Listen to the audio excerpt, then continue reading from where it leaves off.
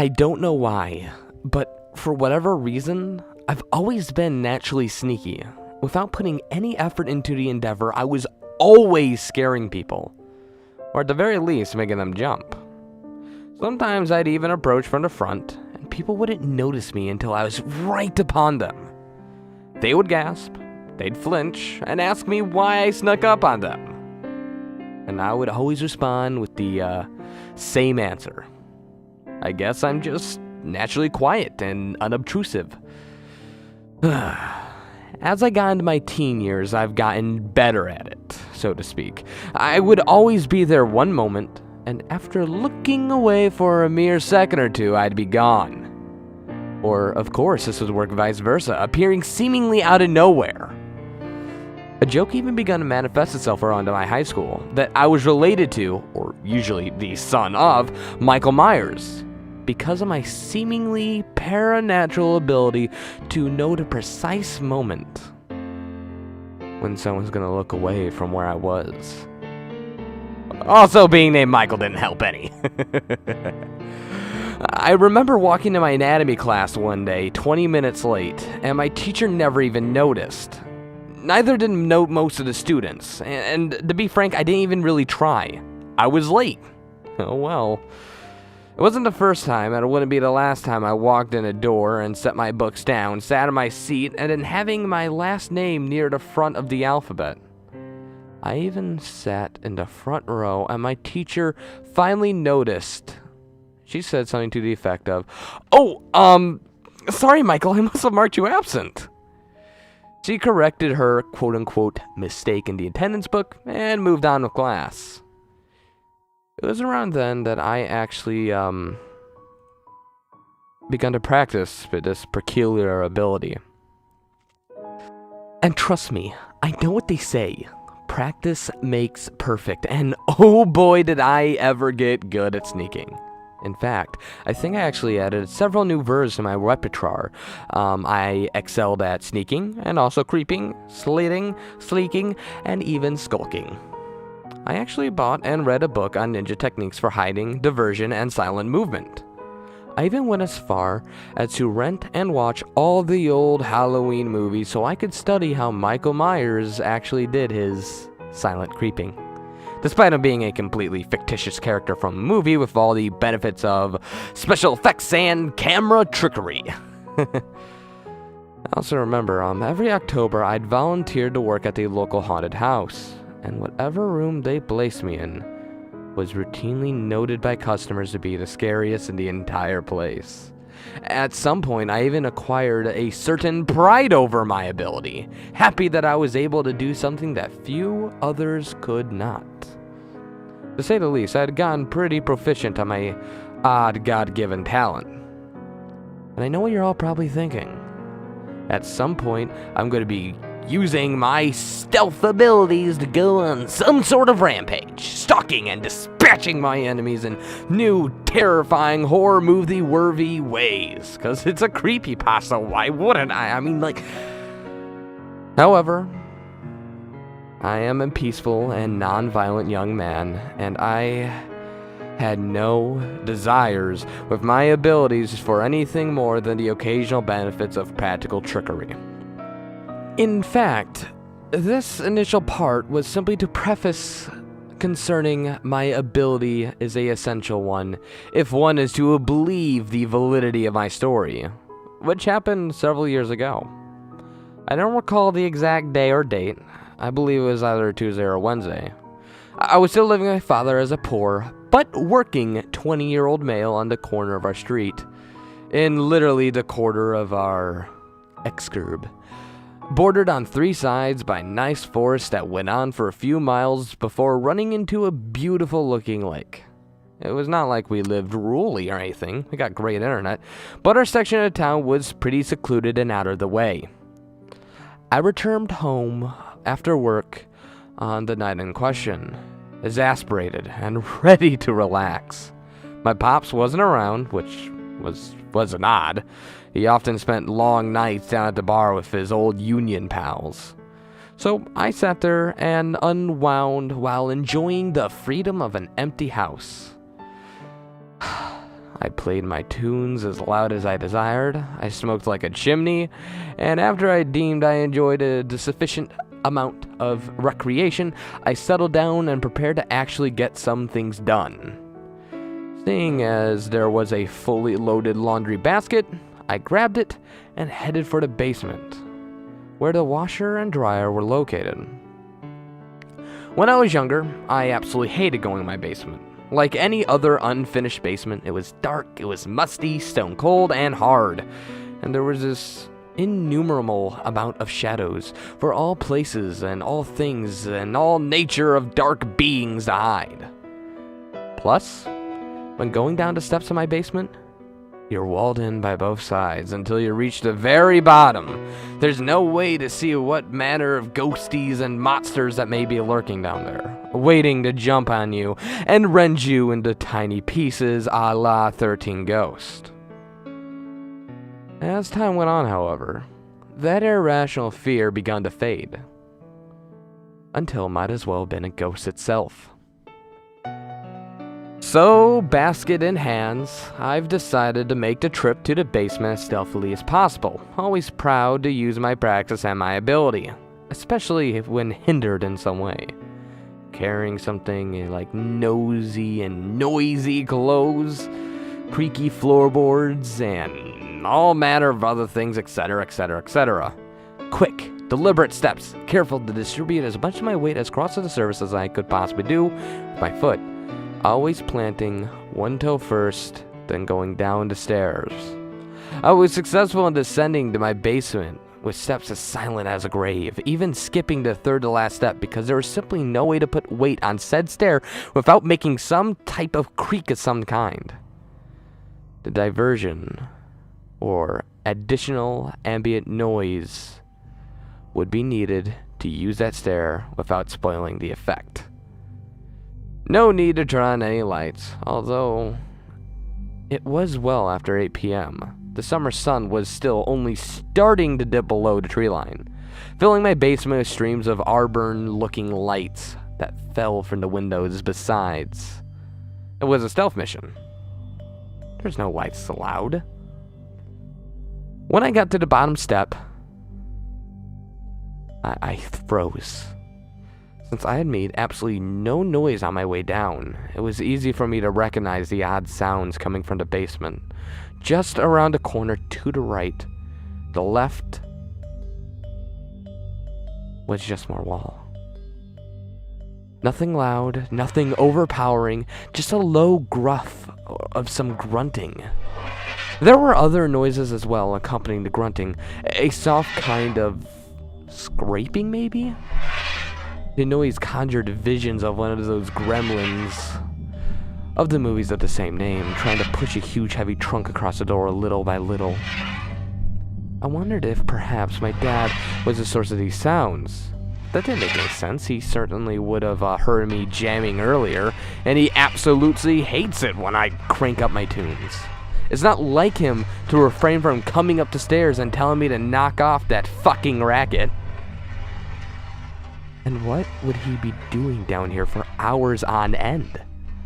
So, if it wasn't my father, had to be some other critter from the woods that found its way and was probably trying to make off with some food that it found. Many animals are known for their ability to hear and smell better than us humans, so I wondered if perhaps I were good enough in my stealth abilities to sneak up on the animal that was probably very aware of its surroundings. Seeing as they can be eaten by a number of horrible, horrific things if they're not observant and alert at all times. It presented a very interesting challenge to my strange skill, so I figured that I might take it upon myself to go on with it. So there I was. I clenched my jaw, tensed my muscles, and prepared to make an attempt. And once again, I froze. The weird sort of grunting became vocalizations of a different sort and louder. It sounded like actual words being spoken, albeit in a language I couldn't comprehend. Maybe Druid? I don't know, Celtic maybe? However, it sounded as if it was a weird creature making that noise. Again, the best I could come up with is some sort of gremlin, or at the very least, some old crone who had smoked at least 3 packs a day.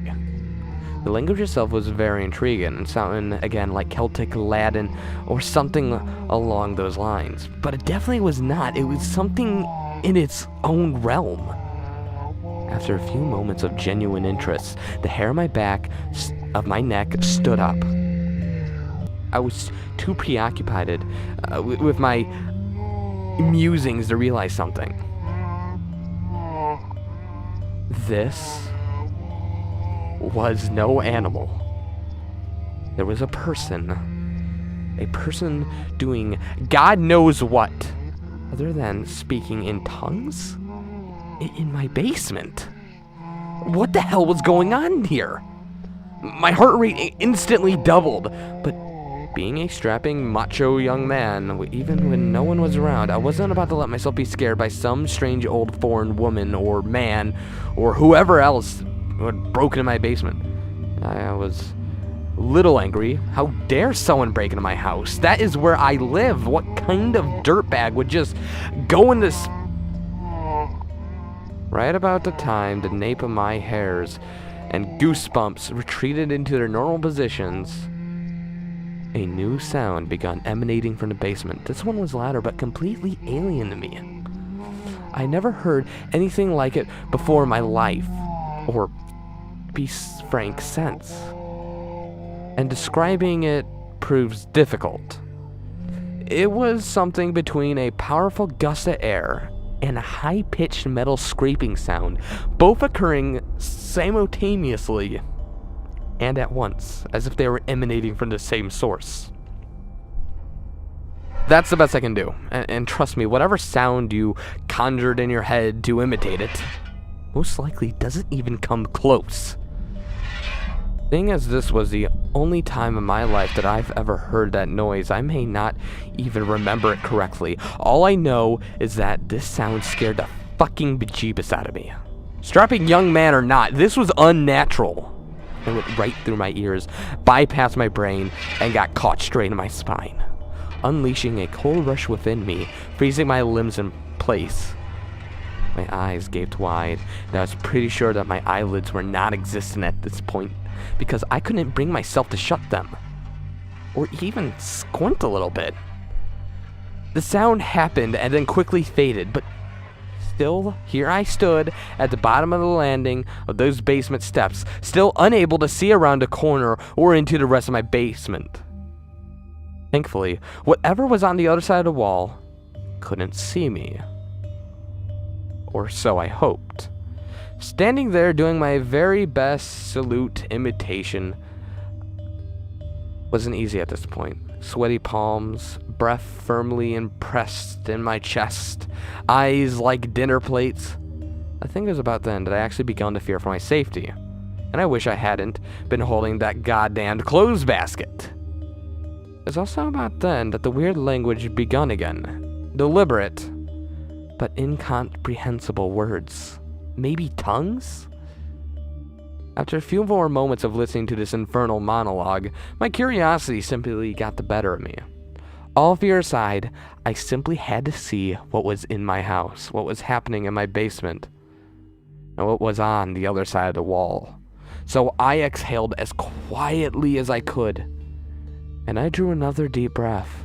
Noiselessly, slowly, I began to lean forward. Little by little more of the basement was slowly revealed to my personal paranoia. First, the old 8 million pound tube TV that should have been thrown out decades ago. No mysterious guest so far. Next, the workbench further back.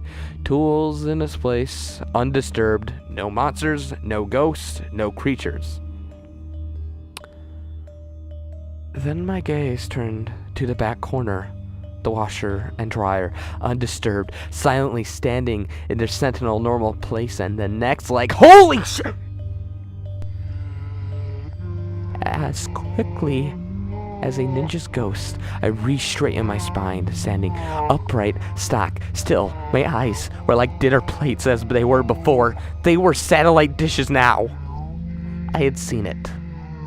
I had seen it speaking in its unnerving voice in my basement.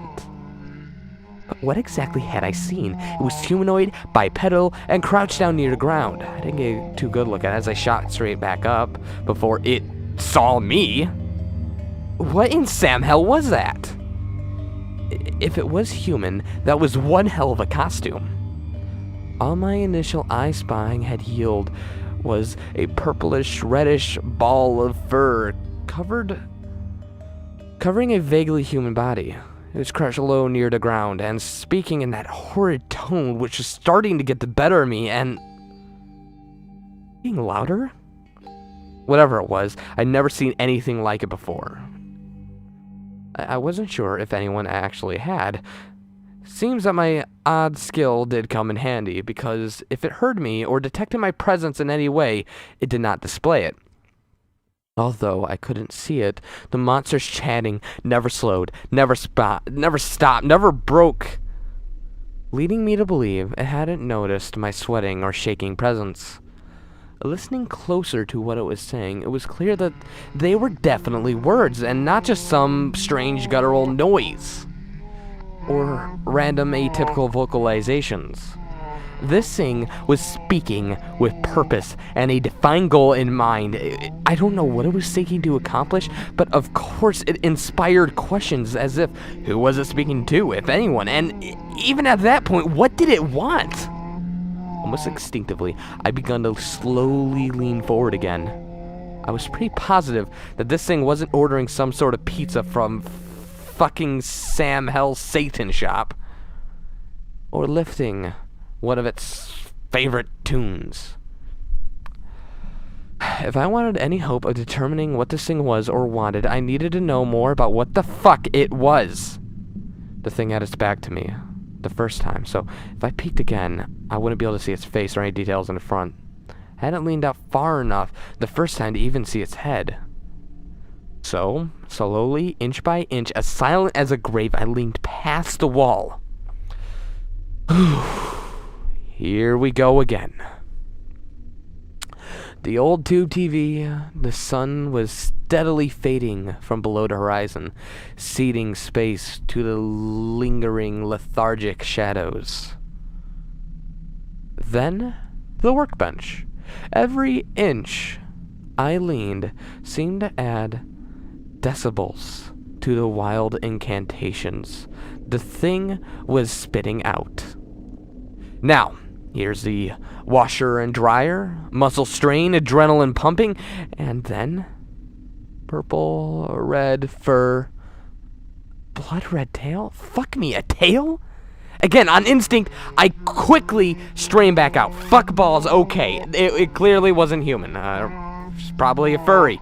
Oh god, what the fuck? I need to stop ducking behind this wall and just person up? Whatever. Unisex man up, yes. So, I could get a good look at the intruder into my basement. Damn it! I just wished again that I hadn't been holding this fucking laundry basket. My spine had seemingly just reformed itself into solid matter again, so...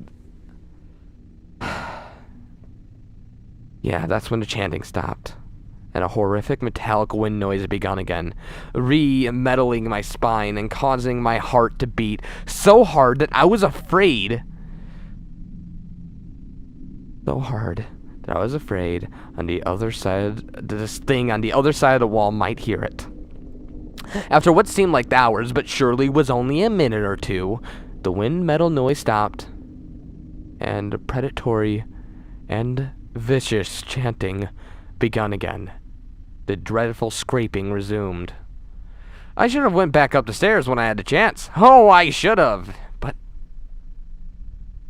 I was compelled to get a firm look at this thing. I mean, how often does one discover a previously unheard creature making noise in their basement? Was it aggressive? Was it benign? Dangerous? And what the fuck was it doing in my basement? Demon? No. Demons don't look like furries. Animal? A mythical creature of some kind? Like a violent red Sasquatch? Sasquatches don't have tails, do they? I had to know. And so with courage, curiously beating out of deliberate fear, I began to lean out once again. You know the drill. Old TV should have been thrown out years ago. Workbench looks like Dad could use a new crescent wrench. Washer and dryer. Did I ever get this load of laundry out of my way? And finally, it came into view. Wispy red hair, leading to a slender, yet slightly curved, emotionless tail. Blood red crimson darkened into various hues of violet and purple, deepening its color as it got closer to its torso. It was crouched on its two legs, indeed bipedal, and it had a wild mane of shocked yet wispy red and purple hair coming off of its head into an Einsteinian-like afro, only with longer strands than the deceased physicist. The hair was clumped in places in a dreadlock-like protrusions that ran off the back of its body, giving an appearance of spikes running down its spine and the back of its arms. Its body was slender but wiry, and all that I could see, it was covered in the same blood-red fur that descended into deep violets as it got closer to the center of the body. Its feet were furred up, right up to the very tips, and it kind of resembled a cat's like paw. It was completely still except for the movements it was making with its hands, or forepaws, or claws, or whatever in Sam hell it had. And its small, pulsating movements it was making with its head, coinciding with its wicked-sounding scratching noises it was making. It was impossible to say for sure, but it looked like if it stood up, it would be around my height, 6'2", give a few inches. I watched it for a little while, my fright-induced adrenaline enabling me to hold stone still, whilst this being went on about its surely nefarious business. The orientation of the scraping were simple enough to figure it out, but even through my fear, I was very curious about what the metallic whooshing noise was about. I leaned out just a bit further. Just a little farther. As far as my body would dare, in the hopes of getting a look at what, if anything, this creature was crouched over. Whatever it was pretty small. Because the slender being greatly obscured what it was crouched over, all I could attain during this quick of all glances was a indistinguishable black object. The chanting itself became more haunting and sinister on this side of the wall, sounding as if there were 2 or 3 beings speaking in unison. Heart was pounding so hard, I thought I might literally leave a bruise on my chest. I noticed that for the first time that I had obtained an absolute deft grip on the laundry basket. The plastic edges were digging painfully into my hands, and my breath was shallow and silent. And I was pretty sure that my eyes hadn't even shut once in the past 3 to 5 minutes. I watched in graveyard silence, undetected, while this being went on with its work. Before much longer, it stopped all movement, the scraping and the vocalization again ceasing. Without warning or preamble, the creature raised both of its arms above its head, and in that time I could see that his hands had fingers, and were furred as well. Except its palms. Its palms were colored in that same dark crimson as its tail and feet. Its fingers were human-like with opposable thumbs, but there's one very defining characteristic. The index or the pointer fingers on each hand were extraordinarily long. They were at least twice as long as the other fingers, and furred only about halfway up, with long black protrusions jutting out of the red fur. At first, I thought they were fingernails, but they were palpable, and they appeared to be jointed just like the normal finger. A normal human finger, anyway. They were very fine, slender, ever so slightly curved, and pointed at the tip. And they looked very, very sharp. The appearance of the sinister-looking claws did do nothing to reconcile my mania. In addition to its size, its creature came equipped with features that would enable it to surely injure or even kill me. And all I had was a fucking laundry basket. I did not even have my pocket knife on me.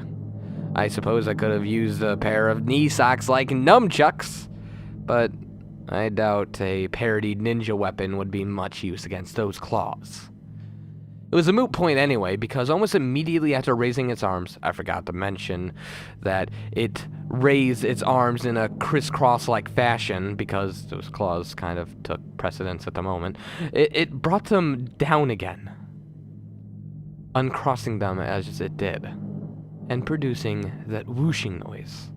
A process that repeated over and over again. It also abraded its claws together as it swept its arms downward, which produced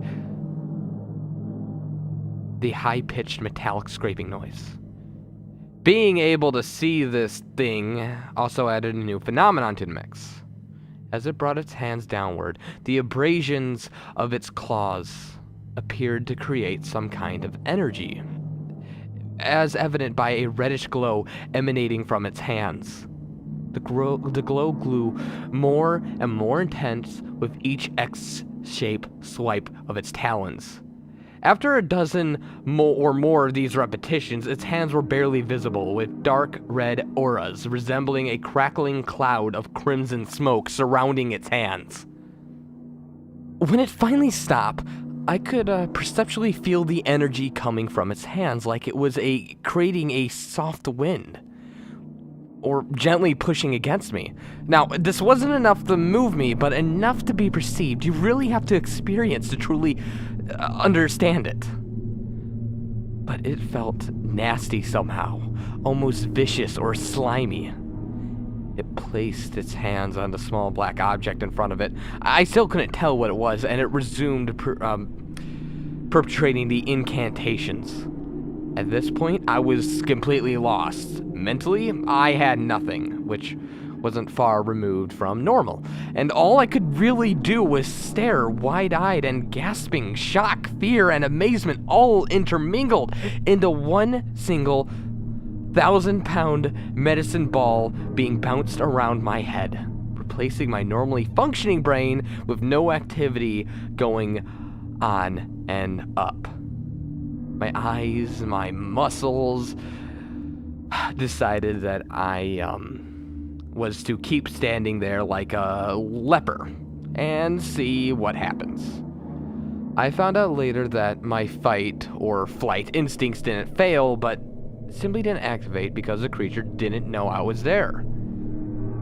And choosing one of those options would have alerted it to my presence. Thank you, instincts, I suppose. The incantations were really creeping me out. I desperately wanted to see what it was crouched over. I swear that creature was saying words louder than before, and as time went on, its voice definitely began to raise. The increase in noise gave me the little fortunate boost I needed to attempt stepping out and peeking at the creature that was crouched over. With great care, I took a single, noiseless step out onto the concrete floor, still gripping the ridiculous basket of clothes. With wide, probing eyes, I slowly leaned forward. Just a tad further. Just a tad more. And oh shit, a sock fell out of the basket into my hand, crashing softly into the floor, a mere centimeters from the coddling creature's foot. My muscles, every last one of them, tense, froze. Quietly, I cursed myself in my head. When I say quietly, I mean even my inner monologue whispered out of fear. The mysterious monster was in my basement. I was so close to it that I could detect its animalistic scent somewhere between a lush and sweet forest breeze and a quiet stink of a rotting carcass. The creature seemed oblivious, though, and after Ensuring nothing else would jeopardize my stealth, I prepared to take the final step that would afford me the view of the creature that was crouched over.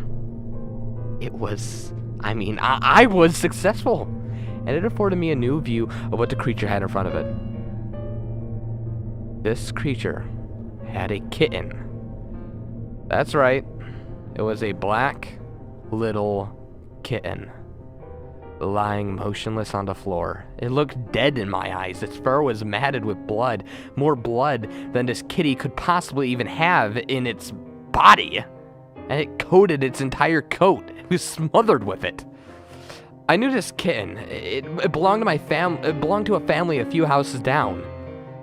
It was a part of a litter their full-grown tabby just had. It was the only black one in the bunch, and it only had died a week or so after being born. The family knew not how and by what manner this goblinous being had come to possess it, I knew not. Or why. The absurdity of the situation I found myself in seemed to know no bounds. The creature's hands were still illuminated with those snapping clouds of crimson energy, and it was moving. It was moving with all of them about the dead kitten, almost like a magician would do before doing a sleight of hand tricks. The light and the energy given off by its aura of this closed hands was sticky and felt dangerous, but at the same time, it was beautiful and mesmerizing. It was a strange juxtaposition to experience. I wasn't sure, but I felt like the energy that this being was manipulating could greatly harm me or possibly be amazingly beneficial. Kind of like fire. Applied correctly, its uses are virtually endless and remarkably beneficial. But it also could be exploited for very dire, horrific purposes.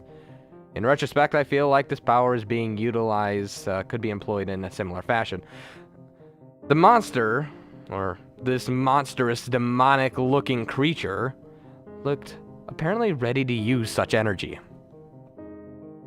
At this point, I begun to wonder why I should even stop this thing. I know this thing looks like something that hell spewed out of its vagina. It didn't seem like it was doing anything cataclysmic, though, like the destruction of the earth or the enslavement of all mankind. I like to think that such things cannot be accomplished with only some energy, albeit of unknown origin. And a dead kitten? But all I had was my feeble human musculature and a fucking laundry basket full of clothes.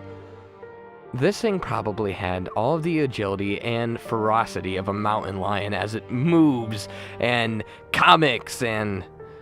Not to mention, it had either stayed hidden or something like that, or for however long it's been alive, no one's ever seen this fucking thing. Or had killed anyone who had ever seen it before. Nothing is promising the prospects for my future. This had been foolish of me. There was no way to know if there would be a frightening monster doing God knows what to a dead kid in my basement, but it had been my decision to investigate further. That was just stupid. I should have tried to creep back up the steps, call the cops, grab a weapon, or anything other than sneaking up on the unknown monster that could surely do horrific, horrible, God-defying, satanic things to me. So there I was, standing there, sweating, heart pounding, mouth gape, eyes open wide, less than 2 feet from the previously unseen creature holding a full basket of laundry. Fear and common sense finally worn out over curiosity, and I'd made my decision to sneak back up the stairs. As I just started to slowly creep my way back up to the landing, the creature's steadily louder orientations begun to crescendo, freezing me in place once again. It flung its arms wide, hands still surrounded by the reddish-purple aura and energy it had conjured, and almost giving me a Charlie horse as it spoke its final, incomprehensible words. Its voice now channeling a Mumra from the Thundercats cartoon. It thrusted both hands, grabbing onto the kitten, transferring the red auras from its hands into the deceased castling. It seemed to be exerting itself into the body, engulfing the kitten and swirling and bowling and seemingly to crackle actual miniature lightning as the creature held its hands to it. I've begun to question my own sanity at this point. I must be a fucking loony if I'm seeing this what the hell? The situation I was getting more and more into was getting more and more bizarre by the moment, almost as if I was dreaming. Just when I thought nothing stranger could occur, it would, pushing my heart rate and my sanity closer to the brink. I really have no idea. I didn't go running for the hills, screaming bloody murder at this point. I guess I was literally too scared to run for my life. After a couple of centuries passed, more like seconds I'm sure, the glow of the red aura faded and eventually winked out. The creature removed its hands from the kitten, and slowly to my surprise did not resume chanting. The entire situation had blown all of my assumptions out of the water every turn, so I did not make any attempts to move, and I just watched.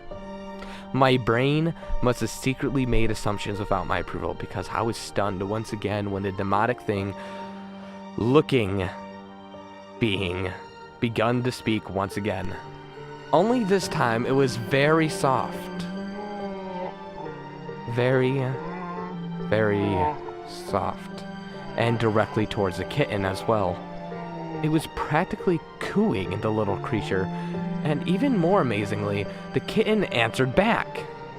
Begun to meow softly, its tail lightly thumping against the concrete. A moment later, it stood up, and unless my eyes deceived me, it was no longer covered in blood. It took a few shaky steps, then proceeded to meow lovingly at the strange creature. This thing just resurrected a fucking cat. Oh, I mean, that's a relief. I half expected it to eat the kitten, or rip it apart, or turn it into some giant dire monster cat, or something along those lines. It was such a relief that I let out a loud, exasperated sigh, finally alerting the creature to my presence. Fuck. The creature whirled immediately, and I finally got a look at the front of its face, especially its face, for when it turned around, it was right in my eye. It shrieked a unholy roar at me. Its face was, oh god, especially with its wild red purple mane dreads, its mouth and snout protruded further, resembling a mutant jungle cat. It had fangs in the front jaw. The top and bottom had similar fangs, forming a row that dove into its mouth, which was spread wide as it roared at me. Its hot breath was like wind blown over fire. It was close enough to notice the horrid-looking bits of who knows what amidst its teeth of strands and saliva. It didn't roar for long. It wasn't drawn out. It wasn't like, I'm a T-Rex and I own the world war, but it was more like a primal scream. It took a swipe at my torso with its hands and one of those massive claws. But luckily, it was on pure instinct. I raised the basket full of close, and I effectively parried the strike. Which was lucky because the basket I received was one hell of a gash. Also, luckily, what happened next? It left. After it swiped, the creature made another noise, more confusing noises, and in a flash, it turned. And on a combination of bipedal and quadrilateral movements, it instantly galloped, ran, and made its way back to the wall, by the washer, by the dryer, and amazingly, it didn't stop there. As it made its way, its hands began glowing red again, and it jumped into the wall. The red aura of its hands outstretched towards the side of the wall. A moderate dark red explosion occurred, leaving a large cloud of crimson fumes. And when the scarlet smoke had cleared enough to see, there was no trace of this wild creature. I stood there, dumbfounded, No, more than dumbfounded, flabbergasted. There was possibly that thing would return to try to reclaim my life, or possibly I was the only one to fucking witness this thing's existence. But I just stood there. Eventually, I turned the closed basket in my hands to see the long gash that the creature left in its side.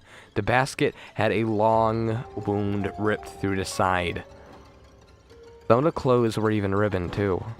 The cat was exploring the basement, meowing along the sides, oblivious to what just brought it back from the dead by an unknown monster who jumped through some fucking Dr. Whovian teleportational vortex or whatever that just been utilized to leave my basement. I scooped up the little feller and threw him into the basket and went up the stairs, mouth still agape. When I told my dad what had happened, he asked me for the number to my dealer. He thought I was on some drugs and asked me for the number to my fucking dealer. He also said he wouldn't keep the cat. It worked out, though. I ended up giving it to my sister. There's no way I was going to drop off a kitten that had just been resurrected by a strange, inhumane society if the thing goes... She agreed to take care of the little guy. I told her the story of how I came to possess it, and she reacted much in the same way as my father. I figured she ought to know, considering that the cat could turn out to be something sinister, and although she wasn't as skeptical as my father, I could tell that she didn't believe me. And to be frank, I didn't expect her to. After that day, I spent a considerable amount of time searching online for any sort of link or connection to what had just gone through. Everything I found was scant or vague. No pics, no stories, no nothing. That even scarcely fit the description of what I had experienced. While researching the creature online is how I actually came across creepypasta. It was during this moment of need of knowledge that I came across this loving community. All I know is this. My sister still has a cat, and he hasn't turned into any monsters, beings, or exhibited any reddish glow. And I am stealthier than silent I'm stealthier than a silent ninja fart. For I snuck up on something that comes from the dark and hides from the shadows and goes bump in the night. I was the one who scared it.